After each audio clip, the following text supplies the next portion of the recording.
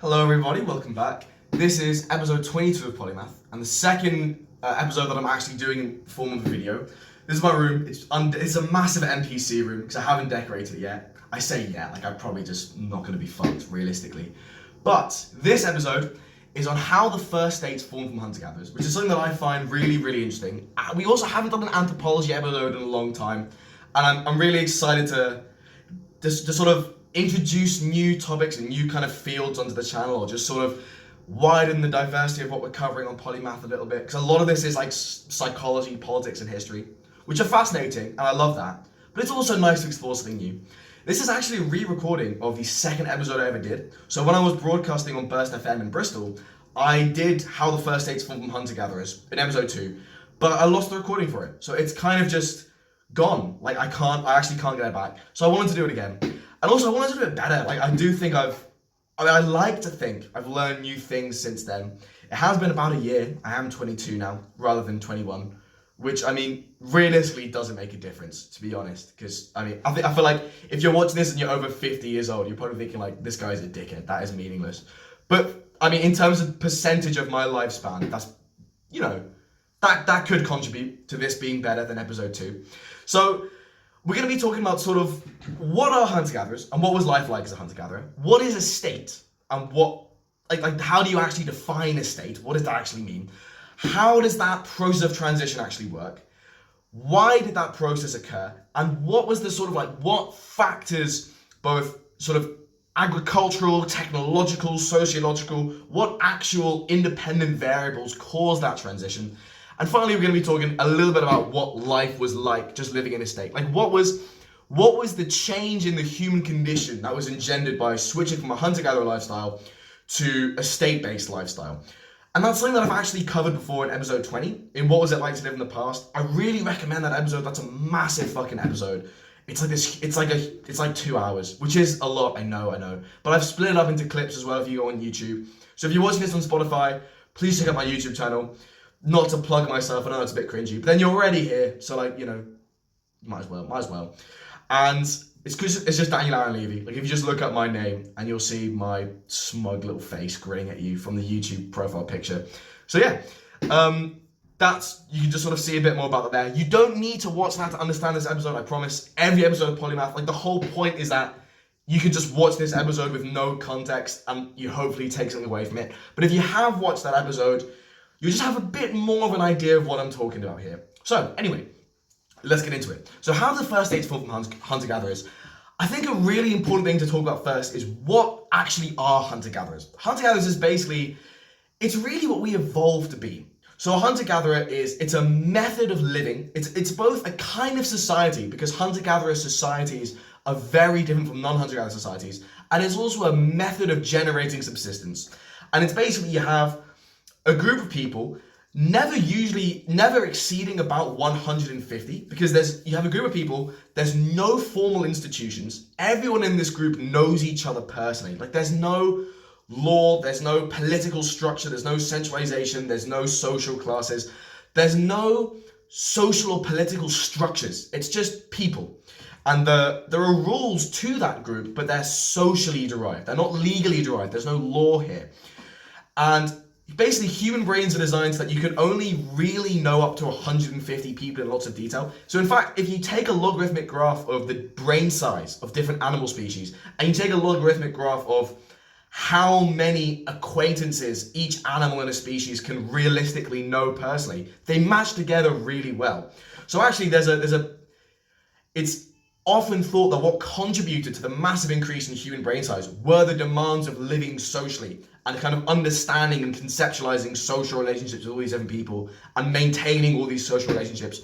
But anyway, and as a hunter-gatherer, you're gathering your subsistence not by producing food, so you're not farming because that's making food, you're gathering that food from the world around you, both by hunting and gathering. Shocking, I know. And this is really the state of nature that humanity evolved to be in. So Homo sapiens evolved 200,000 years ago, and this is how we lived until about 12,000 years ago. And what's most important, and the theme that we talk about in Polymath constantly, this is what we evolved for. This is our ancestral environment. So the human body and the human mind both evolved to allow us to survive in the context of a hunter-gatherer lifestyle. Like the setting of our life that we evolved to thrive in is that hunter-gatherer life setting. Now, humans have evolved a massive brain, and with that massive brain, we've learned how to cultivate food, and then we've learned how to create industrial societies. But what that's done is that's rapidly changed the environment we live in. I don't just mean the physical, like ecological environment, I mean the general setting of our life. But evolution hasn't had time to catch up. So there's this big mismatch between the kind of life setting that we've evolved for and the life setting that we're living in now. I'm not going to get into too much detail on that now, but there's more on that in future episodes because it is a really, really important theme just in modern life. So what was it like? There's been lots of different theories on what hunter-gatherer life was like, kind of shifting with like political and social thought at the times. So two really well-known thinkers who speculated on what hunter-gatherer life would potentially be like are these guys called Thomas Hobbes and Jean-Jacques Rousseau. And Thomas Hobbes was writing in the 1600s. Jean-Jacques Rousseau was writing in the 1700s. These were very different times in terms of the social and political situation in Europe, the cultural milieu that these people lived in. I'm not going to get into too much detail on that now, but it kind of, if you know about it, it will make sense why these people came up with very different conceptions. Thomas Hobbes argued that life before states was nasty, brutish, and short. Hunter-gatherer life was incredibly violent because it was an anarchy. There were no rules. There were no formal institutions. There were no law, no law courts, no police force. And without justice and order, life was necessarily incredibly violent, incredibly brutal, incredibly dangerous.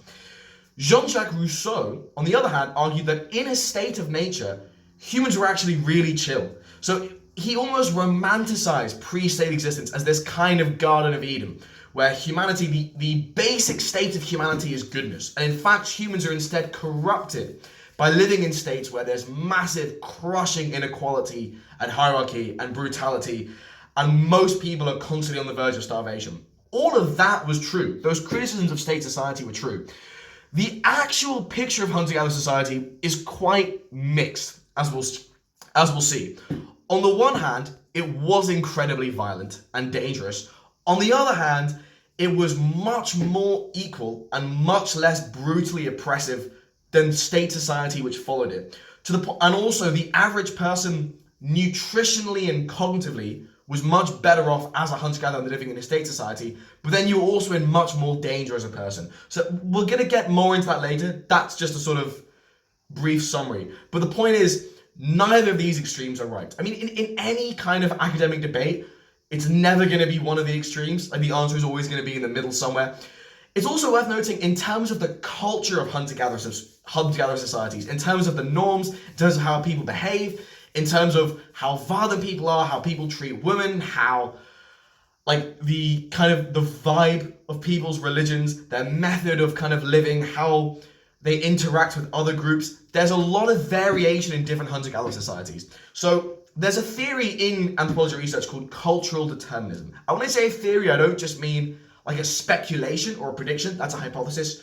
I mean a kind of model of the world predicated on evidence. And that's called cultural determinism. And it's advocated by an anthropologist you may have heard of called Jared Diamond, who wrote Guns, Germs and Steel, which is a phenomenal book that I really recommend. It's also advocated by another anthropologist called Marvin Harris, who's also really good.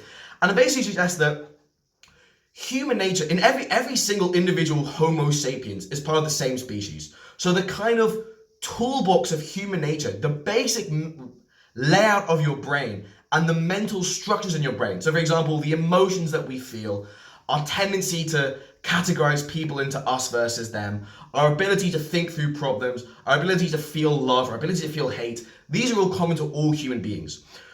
Where people differ and where the societies they construct differ depend on how their environment is different. So for example, people living in a desert where food is really scarce and people living in a rainforest where food is really abundant are probably going to develop really different societies and really different cultures and really different norms based on the kind of world that they live in. Which to me, I think is self-evident. I think that makes intuitive sense because we know psychologically that people around the world, there's no fundamental difference between different ethnic groups. Different ethnic groups, or different groups of people, I should say, because it's not predicated on ethnicity, it's predicated on culture and society. think in different ways and act in different ways and hold different values. So for example, your average Swede is going to have very different political and moral values from your average Zimbabwean, just to use two extreme examples on the World Values Survey. That's not due to any inherent genetic differences. It's because the world that you live in leads to different societies being constructed. These different societies being constructed lead to different aspects of human nature coming out. So another example, if you're born in an environment of a complete abundance and plenty, whereas if you're born in environments where you have to struggle for every bite of food, these two people are probably going to turn out to be very different based on the environment that they live in. So different hunter-gatherer tribes, very, very different.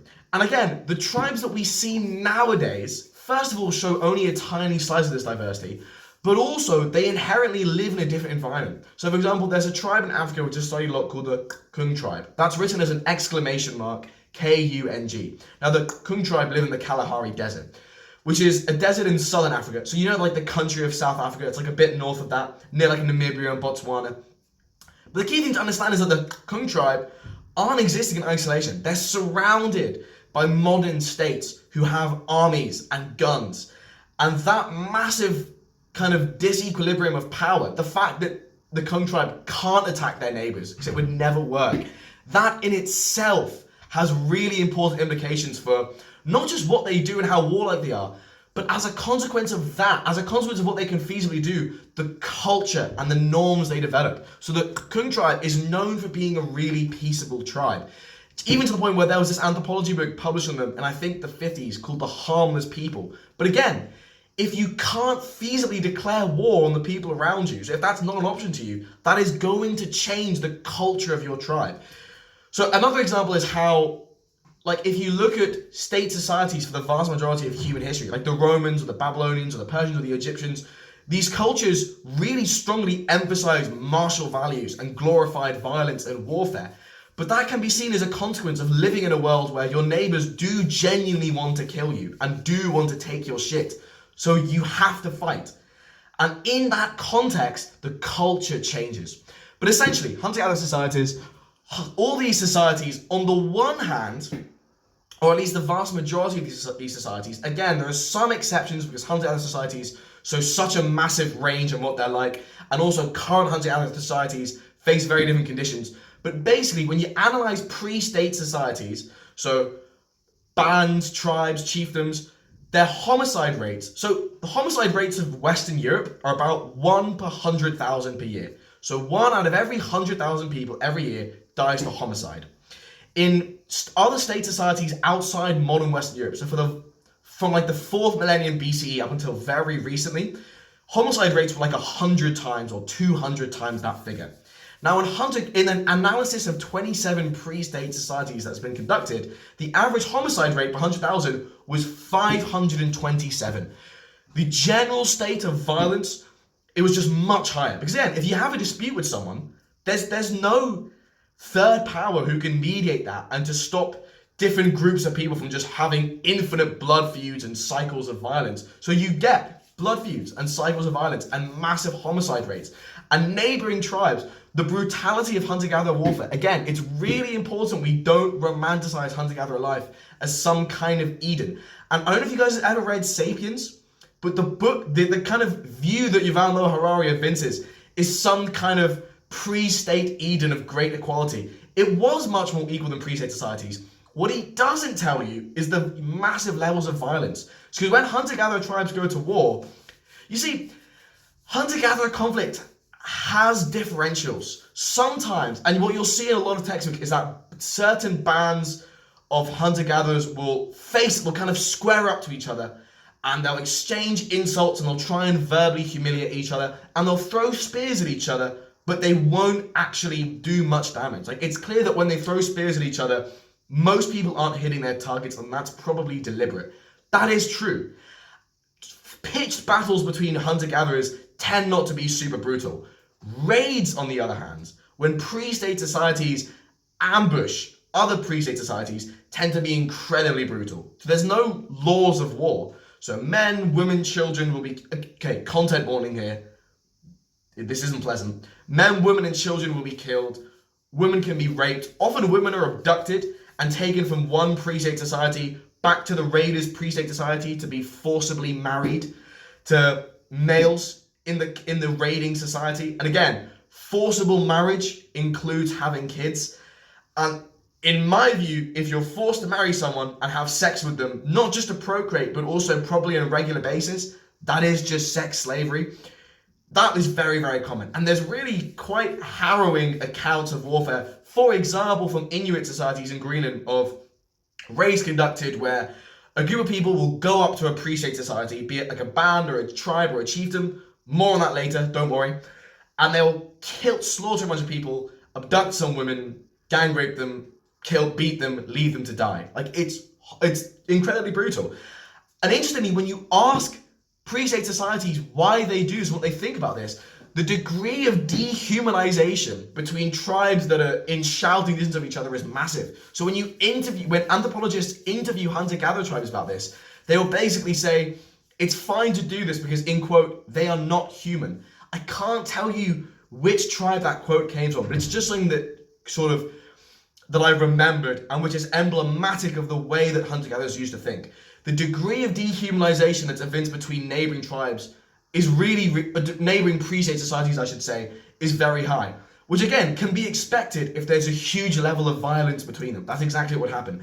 And it creates a vicious cycle where dehumanization enables members of a tribe to kill and rape members of a neighboring tribe because they don't perceive them as fully human. And that leads to further dehumanization, of course. What's interesting actually is that a lot of anthropologists have noted that hunter-gatherers or members in pre-state societies don't seem to show PTSD in the way that people in modern Western societies do when they go to war and kill people, because they're raised from birth. They're not told that killing members of neighboring tribes is bad. They're raised in an environment where their neighboring pre-state societies are already strongly dehumanized, and it's not taboo to kill them. Now, this is all quite brutal. On the other hand, pre-state societies are much, much more egalitarian than state societies. And state societies emerged in about the 4th millennium BCE in Mesopotamia, and then in various different regions around the world. These are viciously hierarchical societies. We're going to be talking about this more later in the video. There's also a huge amount of information in this in episode 20. But essentially, you have a society where, in state societies, some people, a narrow elite, is seen as just better than other people, both legally and culturally. And they can essentially act with impunity towards those people below them. So if you lived in ancient Rome or ancient Babylonia or ancient Persia or ancient China, and you were a commoner and you were raped or beaten or killed or tortured by a member of the elite, there was nothing you could really do about it. And again, that seems like a very big statement. We talk about that more in episode 20, and we'll talk about that more later in this video. But the general gist is one of powerlessness against those of your betters. And it's also where abuses of power so from high status groups to low status groups, is also normalized in society. It's not seen as some fundamental injustice, because in state societies, the prevailing cultural ideology is one which legitimizes hierarchy. It's one which sees inequality as inherently good and the obedience of authority as the most important moral imperative of a citizen. So the way that we conceptualize a utopia nowadays in the West, past the French Revolution, beyond the 1700s, is a society in which everyone is happy. For the vast majority of state society history, from the 4th millennium BCE up until the 1700s, the ideal 1600s, I should say, the ideal society around the world in state societies was seen as a society in which all individuals were obedient towards authority, just blindly obedient. Again, that seems like a really sweeping generalization, and I'm not going into too much detail now to justify that, because we have so much to talk about in this episode. But that is a thread which runs through so many of these episodes. So you can see that in episode 20, but also in episode 9, in all the episodes where I talk about politics and objective guides to political ideologies, I talk about changes in how individuals thought, and how for the vast majority in human history, when humans lived in states, the method of thinking was fundamentally different to the way that we think now in Western Europe. Now in pre-state societies, hunter-gatherer societies, so in bands and tribes, we're going to get more on that later, these are egalitarian societies. There is no formal hierarchy. There's no political centralization. No one can tell you what to do. No one can coerce you into doing anything. There's no formal coercive positions of leadership. There's no way of coercing you to pay taxes to some kind of elite, which then lives a much greater standard of living than you do. There's no formal hierarchies in these hunter-gatherer societies. And in fact, so even in the 1700s in Western Europe, which since the 4th millennium BC was probably the least unequal state society there was, aristocrats were on average 5 inches taller than commoners because commoners were so malnourished compared to aristocrats. And if you look at the skeletons of individuals in state societies compared to hunter-gatherers, they are visibly smaller and their bones are more brittle and they were visibly more malnourished. In fact, there's even some evidence that the brains of people in state societies were smaller than the brains of hunter-gatherers because they were simply more malnourished. Because of that massive, they were forced to cultivate a single crop, essentially. They didn't have access to meat. And remember, in state societies, the access to forests and the ability to hunt game was heavily regulated. So in many state societies, poaching of game in a lord's forest by a commoner was severely punishable, often by death. So the access to meat was in non-hunter-gatherer societies. In hunter-gatherer societies, access to meat is very egalitarian. Everyone has access to meat. Even when hunters get back from hunts and capture meat, they're expected to share it with everyone. By contrast, in state societies, access to meat and essentially sources of protein is much, much more limited. So when cattle, for example, is a source of wealth, as it was in state societies, if you don't have cattle and you don't have access to meat and milk, you don't have wealth, your actual diet and physical health is severely compromised. And remember, in state societies before around about the 1800s, about 95 to 99% of society were excluded from this elite. They were commoners. And that mass bulking of 95, 99% hides some distinctions. And in fact, as we get to Europe in the 2nd millennium AD, once the sort of germ of capitalism starts to emerge in Italy and then sort of spreads from Italy to the Low Countries, and then from there starts to spread around Western Europe, you do see slight increase in standard of living and also the emergence of new commoner social classes which have a higher standard of living than other commoners. But in general, the physical standard of living for individuals in state societies, once humanity transitioned from hunter-gatherer societies to state societies, the average person was considerably worse off physically and nutritionally. And in fact, their brains were worse off too because they weren't nourished enough. So that's sort of what life was like as a hunter-gatherer. I would personally say that it's much better to be in modern Western Europe now than it is to be a hunter-gatherer. I would in fact say that even since the late 1800s, when in Western Europe, the standard of living for the average person rose massively as a result of industrialization, and where cultural norms were seriously starting to favor equality, and for the first time, the dominant culture of society began to actually care about the conditions of the masses. I would argue that to be in Western Europe in the late 1800s was probably better than to be a hunter-gatherer. And if you watch some of my other episodes and sort of hear what I have to say about what life was like in state societies, and especially in the 1800s in Western Europe when things really started to change, you'll see a bit more of my logic for that. So for now, I'm explicitly phrasing that as my opinion. I'm not expecting you to take my word for that. But I would argue that in state societies, although homicide rates were a fifth of what they were, so clearly you were living in a less violent society, society was still incredibly violent and brutal. So for example, in ancient Rome, aristocrats would go outside, would leave their house with armed guards because there was so much crime and violence. A little bit more on that later, but the point that I'm trying to make is that as I go on to describe the abuses of power in state societies, you may begin to think, maybe this is not worth transitioning from a hunter-gatherer society to. But the point that I'm trying to make is also, as grim as state societies were, hunter-gatherer societies were also grim. It's important that we don't romanticize that. Oh, fuck's sake. I'm just recording this as like a new part just because I like to split up these YouTube videos into clips, so that's why I've just stopped recording a last video and I'm starting to record this video again, just so it's a little bit easier for me to find to sort of like just find the new clips and just for it's easier to me to segment this one long Polymath episode into different sections. But, so we've explored a little bit about what hunting out of society was like. Now let's get on to what actually is a state. Because when we talk about state societies, that in itself is something that we need to define. We need to define what a state is. Now there was a very famous sociologist called Max Weber. I think his name is actually Maximilian Carl Emil Weber, I think was his full name, but don't quote me on that. I think it's a pretty cold name. I think it's a cool name. I do think, as grim as the 1800s were, names in the 1800s, like we were cooking with that a little bit. Sending kids up chimneys, not so much, but the names are pretty cool. So Max Weber, sociologist in the 1800s, and he came up with this really classic definition of a state, a Weberian definition of a state. And he argued that the way to define a state was you have a set of institutions, so institution just a social or economic structure in society. So an institution could be the monarchy, the law, the press. It could be capitalism, could be counted as an institution. Banks are institutions, police force is an institution, law courts are an institution, all just structures in society.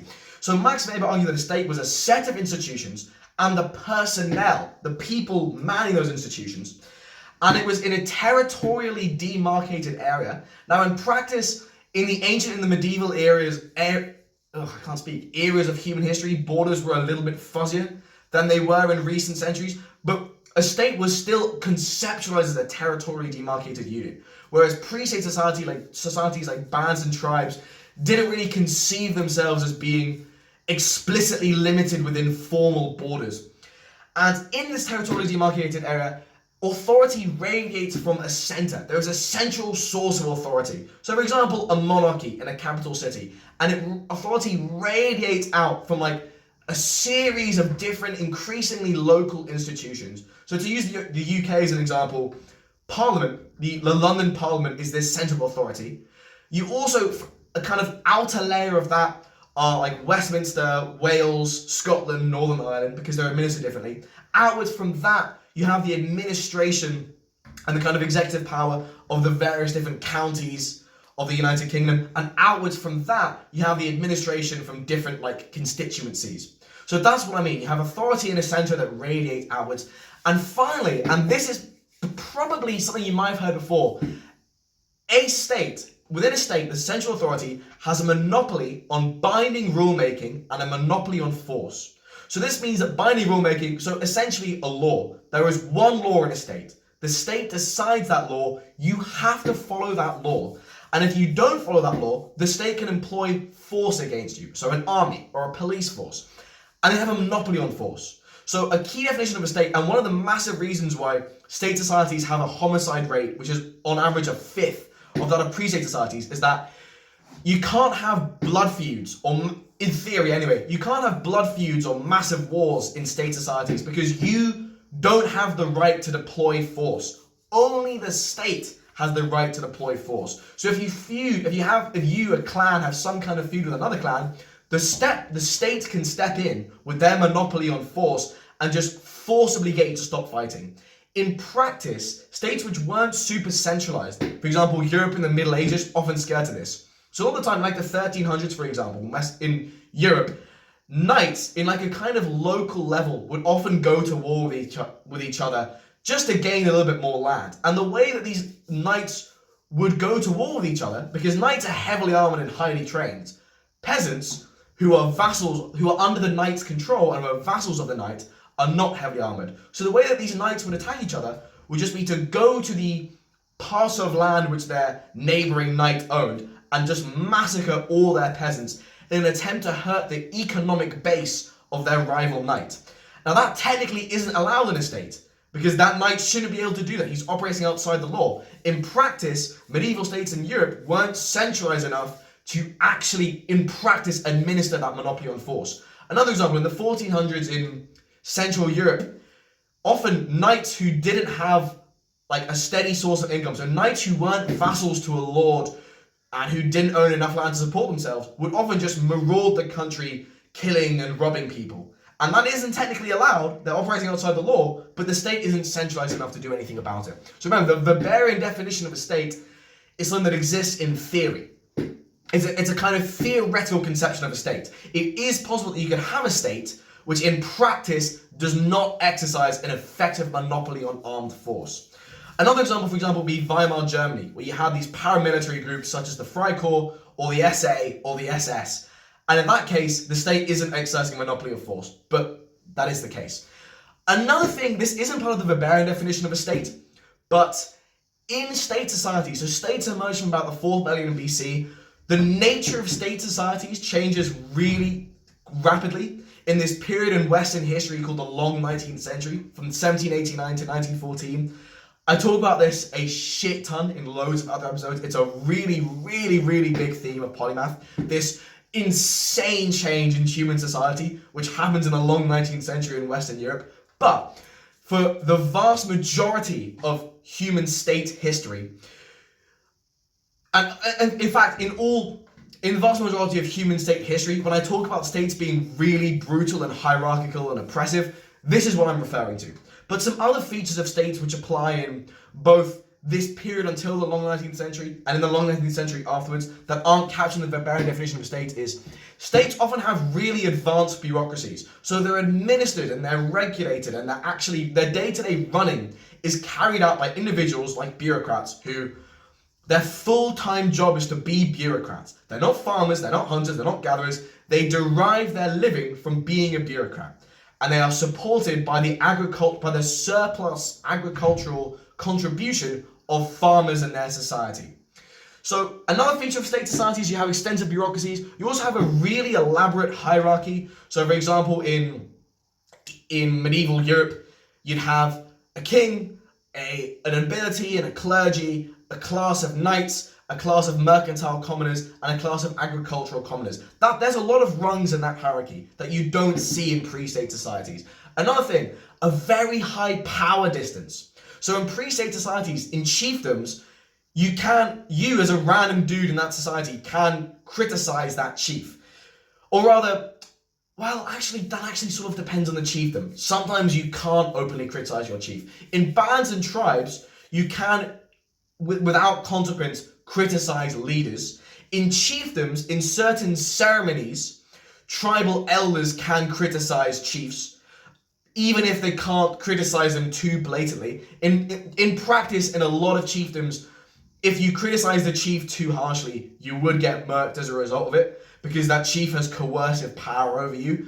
More on that information later. But the point is, also, in a pre-state society, you don't conceptualize your leader as a god, or really as fundamentally better than you. Whereas in state societies, oftentimes, for example, in China or Egypt or the Inca Emperor, the leaders of these societies were literally seen as gods. And the power distance between them, the massive cultural difference and the degree of deference that you as a commoner have to show to your betters is massive. And then the things that they can do to you are massive. And so, for example, you see in state societies, formal laws mandating inequality. So, for example, one of the first law codes we have, the Code of Hammurabi in ancient Babylon, basically says, for example, that if you attack a nobleman, there are greater penalties than if you attack a commoner. That's just an example. But the point is, a nobleman is seen as both legally and culturally better than a commoner. The power is massive. So another example, in Japan in the shogunate period, if a nobleman or a daimyo passes by your village, you as a commoner have to bow to them. And if you don't, you can get punished for insubordination. So for example, there was a hill near Kyoto known as the Hill of Seven Ears, where people would have which was just known as such because loads of people had their ears cut off for failing to show proper deference to authority. And again, in state societies, we see cultural and religious systems advocating and legitimizing massive differentials in power, massive differentials in authority, and which emphasize authority and deference as a crucial moral virtue. So as a result, in these state societies, the most brutal penalties, for example, torture, were usually reserved. I mean, obviously they were reserved for like brutal stuff like serial killers or serial rapists, but they would classically be used for instances of treason, i.e. for defiance against authority. So for example, in Spartacus's rebellion is known as the Third Servile War in ancient Rome. Servile referring to slaves, so it's like a war between slaves and the Roman state.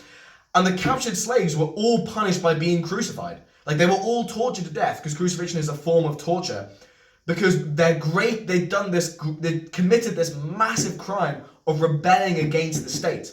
And we see in a lot of religions, even in like quasi-religious philosophical systems like Confucianism, an explicit emphasis on obedience to authority and acceptance of inequality. So for example, that classic European hymn, "The rich man and his, all things bright and beautiful, all things great and small," contains the lyric, "The rich man at his castle, the poor man at his gate, God made them high and lowly and ordered their estate."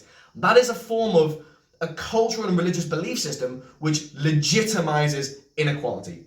So another key feature of a state, people's access to basic resources can be revoked. So for example, in a state society, if the monarchy goes to a random peasant and says, "I'm taking away your land," nothing the peasant can do about that. And without their land to support them, they just starve to death. Another example of this, a bit more relevant in European history, is in like the 1500s and the 1600s and the 1700s, where the English government passed out these series of legislation called the Enclosure Acts, where aristocrats were basically allowed to just kick commoners off of their land. And the result of that was commoners would either go and work industrial jobs or work in jobs in towns and cities, or if they couldn't find a job, and they wouldn't be able to because there weren't enough jobs to support them, they'd just starve to death because their access to basic resources, i.e. land, which is what they needed to cultivate food, was revoked. So they just died. So that is a sort of explanation of what a state society is like. So we've talked about what hunter-gatherer societies were like. We've talked about what state societies were like. But remember, there's a process of transition between them. We're not going straight from hunter-gatherer societies to state societies because they're so markedly different. You can imagine that there's some kind of journey of shifting between them. So how does this transition happen? Well, there's lots of different typologies of society. There's lots of different ways and different models and conceptualizations of pre-state societies. So a pre-state society, any society which isn't a fully fledged state, the definition of which we just talked about. But again, there's loads of different types of that. So another kind of a really classic way of understanding this transition from hunter-gatherer societies to state societies is by this kind of four-stage typology of bands, tribes, chiefdoms, and states, where bands, tribes, and chiefdoms are all classed as pre-state societies. Now, this model was proposed by an anthropologist called Elman Service, which I think is a fascinating name. Like, Elman Service, what is that? But do you know what? Western names before like the latter half of the 1900s did just hit different. So for example, there was this really influential American politician called Salmon Chase in the 1800s. Salmon is in the fish, like that was his first name.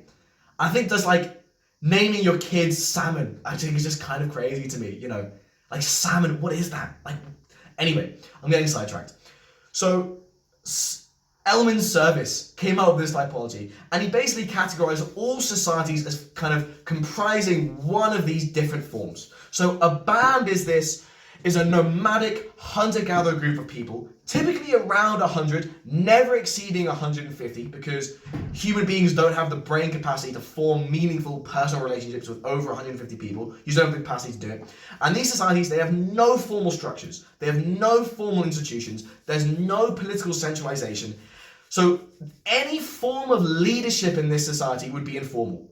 And it would be in a social kind of leadership. So for example, if you just have groups of people, like there might be like a leader figure in your social group, because leadership is based on social dynamics and social traits. There may be in these band societies informal leaders, but they're not formal leaders. They don't have any formal recognized authority. They just kind of play a position of social leadership. So for example, there might just be people who are really good hunters, or people who are good religious seers. They might be people who are just good mediators they're good at mediating disputes between people, which is really important in a hunter-gatherer society, because again, there's nothing preventing violence from breaking out. So mediating disputes is and getting on with other peoples of your band is really, really important. And in bands, so bands are often like a few kinship groups. So it's the kind of first form of society, because it's the first form of human organization which isn't just an immediate kinship group, i.e. immediate family. Still though, in a band, it'll only be a few kinship groups. They'll often be linked by marriage. people are tied to each other in a band society. So there's this really famous quote, actually, that this anthropologist Richard Lee gathered from the Kung Society, which basically says, let me find it. Yeah, of course we have headmen. Each man is headman over himself. And again, the Kung is an example of a particularly egalitarian society, but again, there's just no formal leadership. Now, there is still, in band societies, you do still see a slight status differential between men and women. And this actually varies depending on how warlike the society is. So more warlike societies are much more patriarchal and brutal towards women.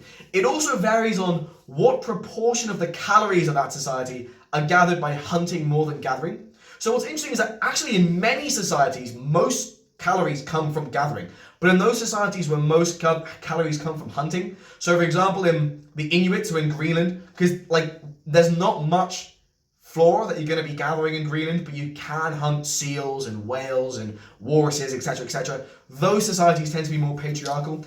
Even in very gender equal societies like the Kung, there tend to just be small things. So for example, there'll be rituals in I don't know if the Kung specifically does this, but in a lot of hunting-gathering societies, there'll be rituals where adult men will put on scary masks and just sort of go around scaring women and children, but women won't go around in any ritual ceremony scaring adult men. And also, there's another thing, in some pre-state societies as well, I don't know, these aren't hunting-gathering societies, but I'm on the topic, so I will just say it. In some pre-state societies, women who are menstruating are kind of forced to be secluded in this certain compound because they're seen as ritually unclean. Generally, as we go across this spectrum from, well, it's not really a spectrum, it's because the categories are all discrete. As we go across this ordinal scale from bands to states, misogyny and patriarchy becomes more and more prevalent. And I'm not mentioning the existence of patriarchy as some kind of a general political statement. It is just an objective feature of these societies. In episode 20, I talk a lot about the treatment of women in state societies and how just wildly grim it was. I'm actually scheduled to go on the University of Liverpool Global Issues podcast, where I'm talking about the rights of women in the Middle East. This stuff hasn't really gone away. It's just that before the long 19th century, condition for women was just so much worse in state societies. But again, even in band societies, we start seeing that the kind of germ of patriarchy, even if it's not really there because there's no actual power structures. Now in tribes, in the next stage in this typology, you have, it'll be 1 to several thousand people in a tribe, often consist of different villages. So often tribes consist of pastoralists, so people who raise animals for sustenance, and farmers, people who farm things for sustenance. And again, in tribes, it's still egalitarian. There's no formal authority. There's no, official authority. No one has power, but there are now positions of leadership. There are headmen in these societies. And these headmen, anyone can become a headman. There's no, barriers to power. So it is a fundamentally egalitarian society, except in that sense anyway, because it's often elder men who become these headmen. It's rare for it to be a woman. And these headmen are accorded more respect and more authority and more prestige, but they can't coerce people. So for example, a Yanomami headman classically said, this is a paraphrase, "I would never give an order that I knew wouldn't be obeyed," because there's no power of coercion. So another sort of instance of authority in tribal organizations is this institution in New Guineans pre-state societies called a big man. Obviously that's a translation from the New Guinean languages, but a big man is sort of this, it's a sort of recognized position in society. It's not a formal position of authority, but it's essentially a kind of leader who, because in tribal societies, you start seeing differentials in wealth and personal property. And in bands, you don't really see differentials in wealth and property. Some people may have more goods than other people, but it's generally very egalitarian. And the culture of band societies is egalitarian as well. So for example, in the Kung society, when a hunter comes over with a big kill of meat, he'll often be ridiculed for bringing a really small amount of meat, even if objectively it's a massive kill, in order to sort of prevent him from gaining too much authority and kind of gaining too much ego. So you actually have in band societies a system of reverse dominance, where people actively try and prevent status differentials from taking place. That kind of culture you don't see too much in tribes. So as I was saying, this institution of a big man, not institution, this convention of a big man in New Guinean societies, it's this kind of individual who has wealth and personal power, and who basically does favors for people that they can't really repay. So for example, settles their debts for them, or pays their bride price for them. And in doing so, in exchange for giving them material things, gains their social allegiance. And that's very important because in a society where there's no law courts or justice, disputes are really, in practice, settled by how many people you have behind you, how many social allies you have. Because in a fight, if it comes down to it, numbers tell. So number of allies is very important. And essentially what you're doing as a big man, you see big men in society, they work for themselves. They work really, in fact, they work much harder than other people. And they often enjoy a lower standard of living in terms of the amount of food they eat because they distribute food to their followers. And what big men often do will hold massive feasts as a kind of assertion of their prestige, where everyone in the tribe has a lot of food to eat. But these big men in these kind of feasts, they'll feast, of course, but they'll work harder than other members of their tribe to produce all of that food. So if you're a big man in these New Guinean societies, you're trading material wealth for social allegiance. But in order to get that material wealth, you're working harder than everyone else is. You have no privileges. Like that position you get through hard work. A big man position is not hereditary. You have to earn it. You can lose it at any time if people just sort of get sick of you, or if a rival big man comes up and gives better feast or has more social followers than you do. You have no power to coerce people. So as a big man, you wield authority within that tribe by persuasion and diplomacy and mediation and by having social allies. You do not wield authority by coercion. You can't coerce people. But it's still worth noting that in tribal societies, you have these positions of authority, such as headmen, or in specifically New Guinean societies, the big man institution.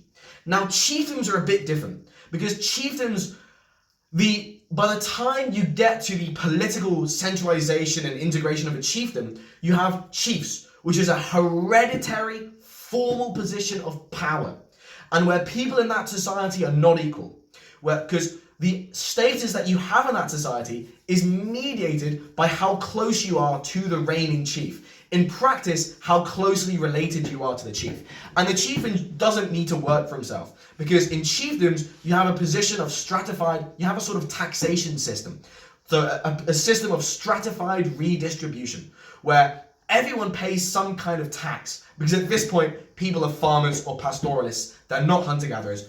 And they give this tax to a kind of central store, which the chief has access to, and the chief uses that to support himself, to support his followers, and to some extent to try and benefit society as a whole. But it's known as stratified redistribution because that redistribution benefits the chief more than the average member of society. The chief in a chiefdom has a higher standard of living than other people in that society.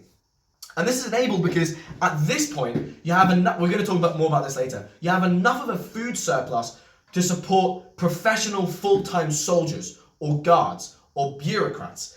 And if you as a chief have access to full-time soldiers and guards, you can coerce people because you have the power of violence. And if you can coerce people, you can enforce a system of taxation or stratified redistribution where goods are not distributed evenly and they still go to the chief and their followers. So again, but in a chiefdom, everyone will still have access to basic needs. There are differentials in wealth, there are differentials in personal property, but what we really see, what really distinguishes the chief and his followers from the average person is outward markers of social status. So for example, luxury resources such as seashells or precious stones or gemstones, etc., etc., etc. Like there are economic differences, but everyone still has access to basic needs. Chiefdoms have quite a wide range of how centralized and how despotic they are. So one example is, for example, in the Pacific Northwest tribes in North America, you have these ceremonies called a potlatch ceremony, which is kind of this massive feast ceremony. And they're kind of held on lots of different occasions, such as births or deaths, but also when a new chief is appointed. And in these ceremonies, the chief is expected to speak eloquently, to conduct himself well, to be generous to his followers and to his people. And if he doesn't do all of that, then he's criticized by people in that potlatch ceremony. So that's an example of a fairly low power distance. In contrast, in Hawaiian chiefdoms before European colonization, there was a much higher power distance. And these chiefs were much more despotic. They were much less easily criticized. The power distance, i.e. the difference in power between the average person and chief, was much higher. And culturally, it led to a culture which legitimized greater inequality. But these Hawaiian chiefdoms weren't the same thing as states. We'll explore why that is later. But the key point is, a chief can coerce people. In a chiefdom, you get coercion. In a band or a tribe, there's no ability for coercion. We're going to explore more about what enables that coercion a little bit later. All you need to know, really, the key point here is that that coercion is there. Sorry for this scrolling. I've got like these kind of bullet point notes that I'm just kind of briefly looking at. I mean, I know this stuff really off the top of my head because I've just read a lot about it and find it interesting. But just to sort of orient me and make sure I'm not going on any tangents, like sort of have this stuff in the background. So, how did that actually happen? Like, what were the sort of... sorry, I'm fiddling with this thing and it just got stuck. This is just like, I like to like fiddle with stuff when I'm talking or like watching YouTube videos. I don't know if like other people do that. So I've just got this sort of like thing that I'm dicking around with, but it gets quite sticky and I dropped it. And if you drop it on the carpet as well, you're fucked, because like it will just like meld into the carpet. This isn't relevant, but anyway. So this all really begs the question, how did this actually take place? Because like, how do we go from a band of people to a state? How does this process of agriculture and chiefs and elites and guards and bureaucrats, how does all this actually emerge? Like, what's the process of it? So again, pardon the fact that I'm pausing and playing this video. I do just like being able to segment this long episode into clips. So how does this actually happen? So agriculture is the key driving factor behind any of this. Because with agriculture, when you're producing food rather than just gathering it, you can produce a surplus. And also, crucially, with agriculture, you can create grains. Grains can be stored. Now, if you're a hunter-gatherer, you can gather or hunt more food than you can eat at once, but that food's going to go off. So realistically, you can technically gather a surplus, but that surplus isn't going to last long. With agriculture, you can cultivate grains, and you can have a surplus of grains which you can store and which you can keep. That process of surplus food is essential. Now, it's worth noting how this process of sort of agriculture happened anyway. A key thing to note here is that this transition from hunter-gatherer existence, from agricultural existence, and from a balanced society to a state society, it wasn't like some kind of deliberate, rational, premeditated process. This happened over hundreds, if not thousands of years. This was a really long process, and it happened because people, sort of different generations at every stage of this process, made the decisions which were right for them. The process to agriculture, for example, was very, very gradual. It wasn't this rational, deliberate decision which Thomas Hobbes, for example, argued. So Thomas Hobbes, for example, argued that people transitioned to state societies as a willing, rational decision in order to have a safer standard of living. That's not what happened. That transition to state societies was really, really gradual and consisted of loads of really gradual steps.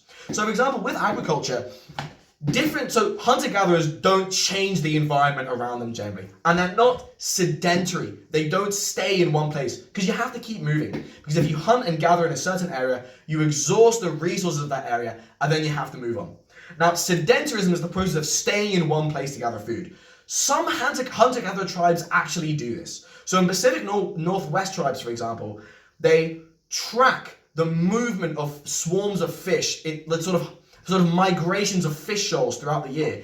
And in the right time of the year, they'll set up camp at a certain place where fish are known to gather, and they'll be sedentary for a little bit. And they'll establish huts, and they'll make alterations to the land. So they'll create primitive fish farms by just sort of creating excavations in the land and setting up barriers and setting up ditches. So they remain hunter-gatherers, but they still alter the land. So we see this kind of this shading in from being a pure hunter-gatherer to being a pure pastoralist. Similarly, lots of hunter-gatherer groups are horticulturalists. So they'll have some kind of gardens that they have throughout the year, and they'll plant seeds or crops in those gardens at some point in the year, and then they'll just leave them. They'll go about their year hunter-gathering, and at harvest time, they'll return to those gardens and harvest what they've gained.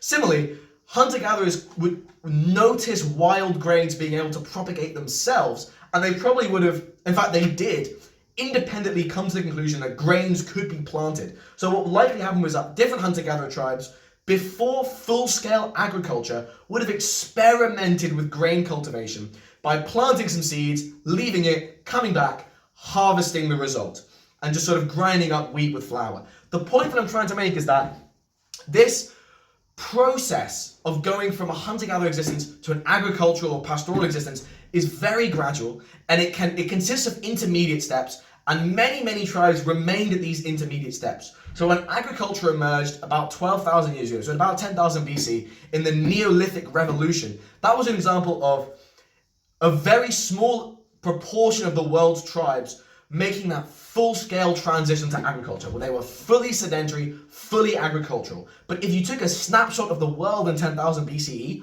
most tribes, most pre-state societies, I should say, not tribes, were somewhere in between. They were perhaps making some alterations to their environment. They were perhaps being sedentary at some parts of the year, but this is a gradual process, and that gradual process emerged when the conditions were right. So for example, when you had migrations of fish, and you had really heavy migrations of fish, where it was possible to just set up shop for a time of the year and just hunt those fish because there were so many of them. And this kind of links into the whole theory of cultural determinism. Different societies organize themselves in different ways based on the environment around them.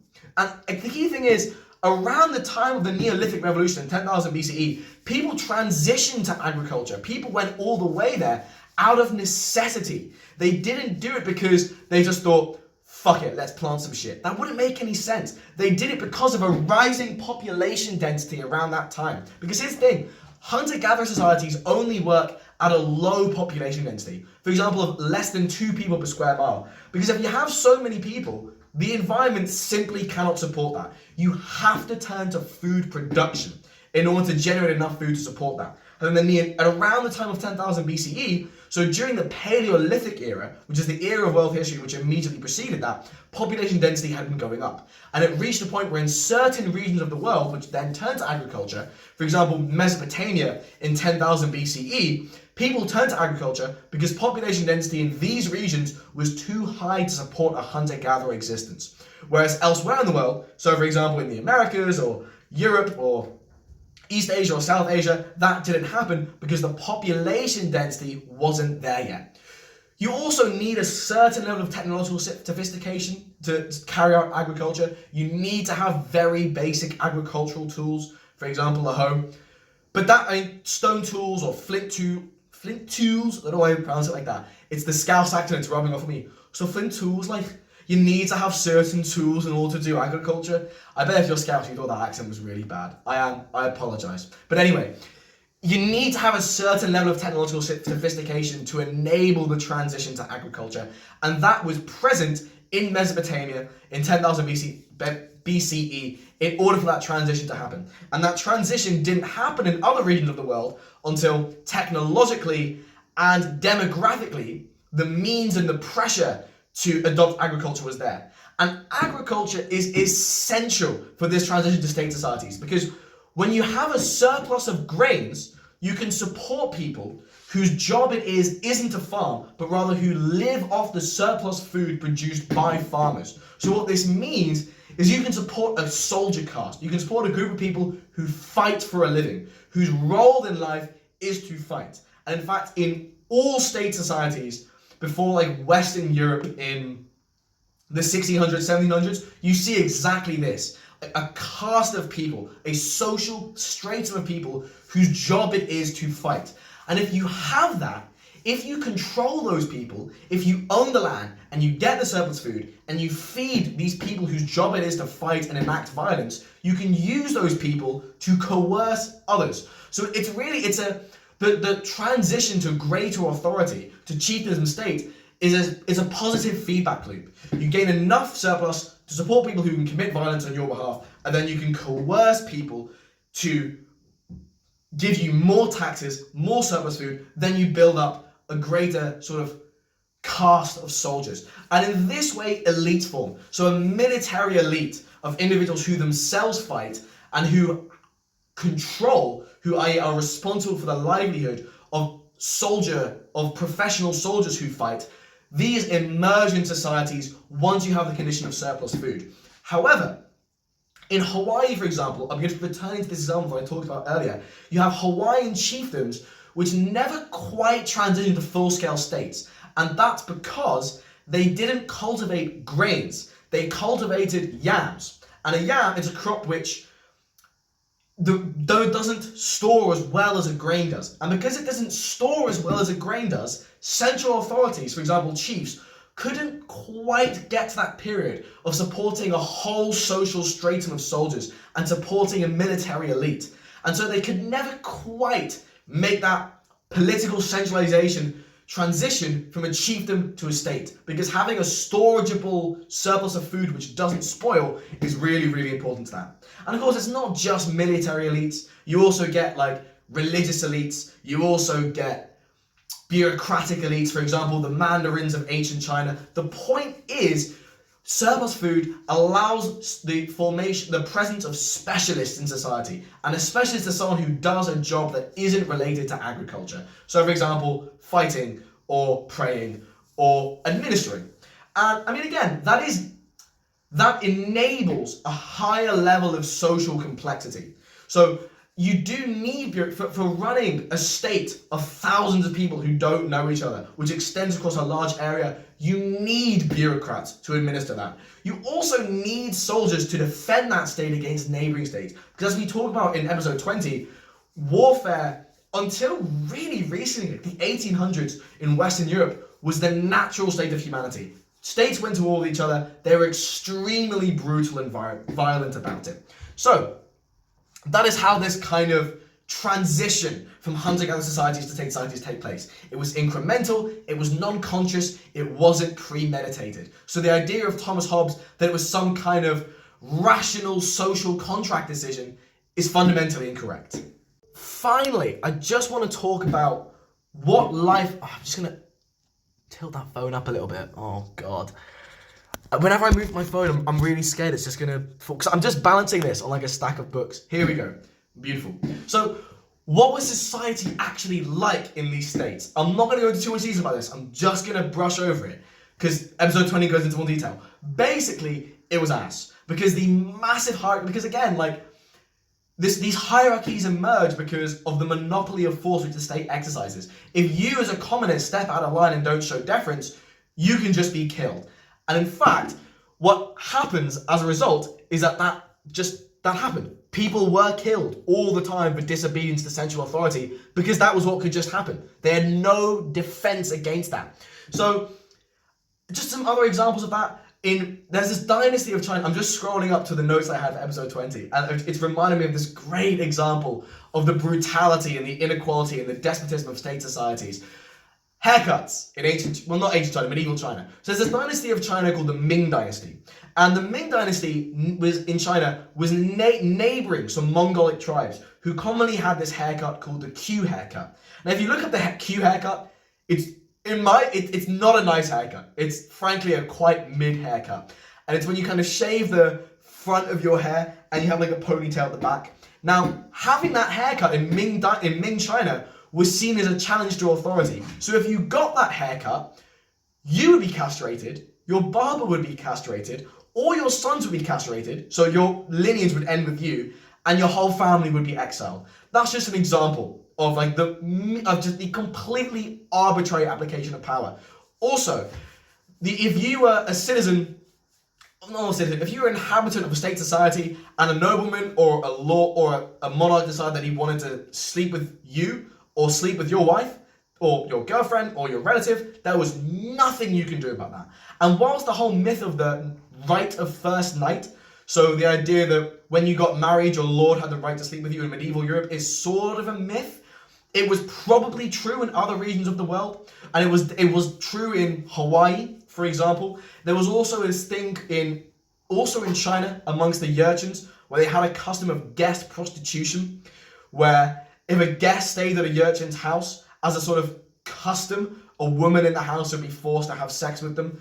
Something that actually, in ancient China, the Khitans were an ethnic group who were in charge of the Chinese state, and what they would do is they would send their bureaucrats to aristocratic urchin families and just rape the women there due to this, because of the abused right of guest prostitution against the consent of those families and obviously the women. The point is that there was just nothing anyone could do about this because of the massive inequality and violence and power. And also, if you're a medieval peasant, life sucked. Like, it was just awful. Like, your medieval lord, for example. So there was this big peasants' rebellion in the 1500s called the German Peasants' War, just triggered by massive inequality and brutality, and also the fact that if you're a peasant, the lord had the right to trample your crops or to go hunting in your farms, and if your crops were trampled, like, you just starved to death, you just died. So, and there was nothing you can do about that. I mean, there's like a billion different examples of this, of just massive abuses of power. What's also interesting is that you have no protection. You just have no legal protection from it. So, for example, if you were a Roman non-citizen, so if you were basically a non-privileged Roman, so about 85% of Roman society, you weren't protected under Roman law. So if a Roman citizen, i.e. someone with a rank of privilege, raped you, or killed you, or beat you, the law would just look the other way. They didn't care. And what's interesting is that the cultures of these societies normalize that inequality and brutality. So, for example, Cicero, who you might know is this hero of the Roman Republic. There's a city in America named after this guy. Cicero was defending this guy when he was still a lawyer. And the prosecution, in an attempt to slander the lawyer's character, said that the client's character said that the client brutally raped a 12-year-old. And Cicero didn't even deny it. Cicero was just like, yeah, he did. However, the 12-year-old girl was an actress. And in Roman society, and I'm using Rome as an example, this normalization and brutality was practically universal. Actresses, I keep dropping this little thing that I'm just locked into talking about brutality. My hands are just not really locked in. Actresses had a really low socioeconomic position in society. They were low down in this hierarchy. So Cicero basically said, yeah, he did, but it doesn't matter because he's a citizen, i.e. someone who's a high social status, and she's an actress. And Cicero actually used the words, he behaved according to custom. And the whole jury basically agreed with him. They were like, yeah, he's right, who gives a shit? And the prosecution had to drop that line of attack because that just was seen as acceptable in Roman society. So another thing, there was this Chinese warlord called Dong Zhao, and this enemy army was approaching his city. So what he wanted to do to fuck over the enemy army, he ordered every citizen in that whole city to leave their homes, and he burned their homes down, just so when the enemy army pulled up, they wouldn't have a city to occupy. Like, it's this kind of stuff. It's the level of brutality in state societies and the complete normalization of it. So, I mean, also the caste system in India. Cultural taboos about the caste system in India persist even to this day. So we're seeing not just inequality, but normalization of it. And of course, there's massive economic inequality as well. For the vast majority of human history across the world in state societies, people lived at subsistence. Like, they lived from harvest to harvest. If you had a bad harvest, you starved to death. You just did not have the means to support yourself. While the tiny elite in society lived in vast, abject luxury. Women, as well, were treated so abhorrently in state societies. Any marginalized group, really. Homosexuals, national minorities, ethnic minorities. I say minorities, I mean, views on racism were different in most of human history than they are now. So, for example, in the Roman Empire, there was a black Roman emperor, this African emperor called Septimus Severus, but Romans were still really, really racist. They just predicated that racism based on nationality rather than skin color. And dehumanization of other groups was absolutely insane. So when the Romans went to war and sacked a city, which is what they did, they would just kill all the men and the male children, gang rape and then enslave all the women and the female children with the blood of their relatives still on their hands, often killed in front of them. The Mongol Empire just sometimes would just kill absolutely everyone. So there was this example actually. There was this country called Khwarezmia, And Genghis Khan sent an envoy to the leader of Khwarezmia, and the leader of Khwarezmia killed the envoy. And as punishment, Genghis Khan wiped out the entire population of that country, including women, children, little girls, babies, animals.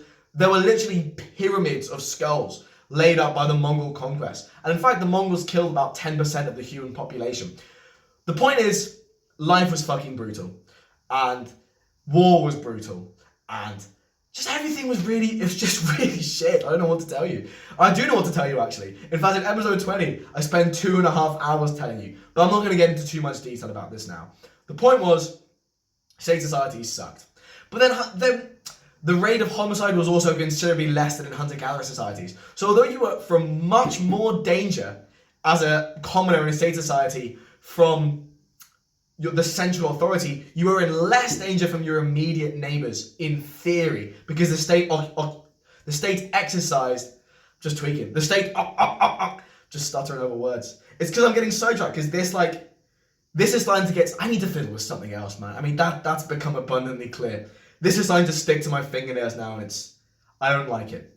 Anyway, but, what was I even saying? Yeah, so you were theoretically safer from your neighbours due to the monopoly of armed force. In practice, crime rates in state societies were absolutely massive. The danger levels were absolutely massive. I mean, think of the roughest city part of town you've ever been in, and imagine a society just 100 times more dangerous, because taboos against violence and views on violence are much less. And also, everyone is literally at subsistence level, and everyone's got lead poisoning because, some of the infrastructure is made of lead. And there's also no street lighting, so it's completely dark.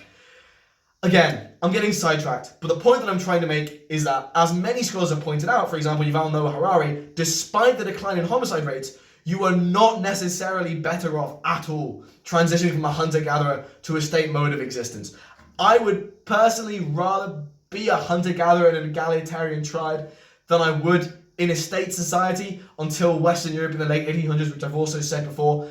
Again, that opinion is predicated on opinions which I've shared in many, many, many Polymath episodes, which realistically, probably wouldn't have seen because you're probably just tuning into this. But if you have, by some grace of God, seen all of them, if you really like hearing me chat shit and you know a little bit more about why I hold the opinions I hold and what was going on in Western Europe in the 1800s, you'll see why. I actually do plan on doing an episode on what I believe is the most important century in history, which is the 1800s, where I elaborate a little bit more on how the human condition changed and how in this century specifically, the average quality of life for human beings just increased massively. But that's really for another episode. I think I'm going to do that maybe next, maybe episode 23, maybe episode 24, I don't know. But that is the conclusion of this episode. I just want to make sure there's nothing I've missed. No, I haven't. Beautiful. So, that's been this episode. I really, really hope you've enjoyed. I really hope you've gained something out of it. My voice is starting to hurt. But that's, in order to make an omelette, you gotta crack a few eggs. If I gotta sacrifice my vocal cords to chat shit and give some good content, I'm happy to do so. I do really love doing this. And yeah, it's really nice doing this in a video, actually, as well. It's really nice. I feel like it's much more interactive, it's much more personable. I think it's much nicer than just sort of hearing a voice. I guess you also, I guess there's almost more of a parasocial relationship that forms. I think a lot of what mediates people's connection to podcasts is that parasocial relationship. It's that sort of feeling of knowing a person and sort of watching it for the person as well as the content. And I think if you show someone's face, there's much, much more of that. So I feel like it's just sort of nicer to watch. It's also better for your attention spans, I guess. Especially with social media short form content being what it is. I do actually think that I'm going to get into short form content because as much as I think as it's twatted up people's attention spans, I think I can use it for good by hopefully teaching people something. And also, short form content is going to exist anyway. I might as well use it to try and impart some kind of knowledge and teach something useful. I've dropped my thing again. I'm not going to bother picking it up because I'm about to end the video. And also, I'm just going to drop it again. It's very Sisyphean. I pick up this little annoying fucking thing that I'm filling with just to drop it again, and then I have to pick it up all over and drop it all over again.